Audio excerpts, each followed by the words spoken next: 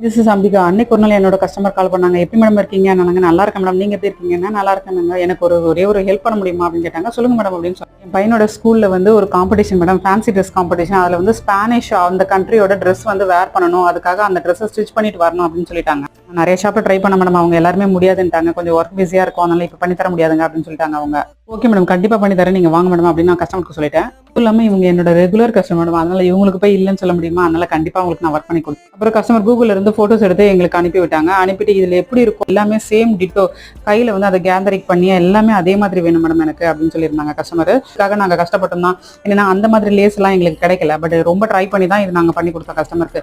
ஆனா பினிஷிங் முடிச்சதுக்கு அப்புறம் கஸ்டமர் பார்த்தாங்க, ரொம்ப ஹாப்பி ஆயிட்டாங்க கஸ்டமர். இப்படிதாங்க எதையாவது இஷ்டத்துக்கு வாய்க்கு வந்ததெல்லாம் கேட்டு விட்டுறாங்க. அப்புறம் பேரண்ட் எத்தனை கடைங்க ஏறி ஏறி இறங்க முடியும். வேர் பண்ணி பார்த்துட்டு தம்பி ஒரு கடைசியில ஒரு சிரிப்பு சிரிச்சாங்க. சார் செம்ம ஹாப்பி ஆயிட்டோங்க. நாங்க பாஸ்போர்ட் விசா இருந்தா தம்பியை நாங்களே ஸ்ட்ரெயிட்டா ஃபிளைட் ஏற்றி அனுப்பி விட்டுப்போங்க.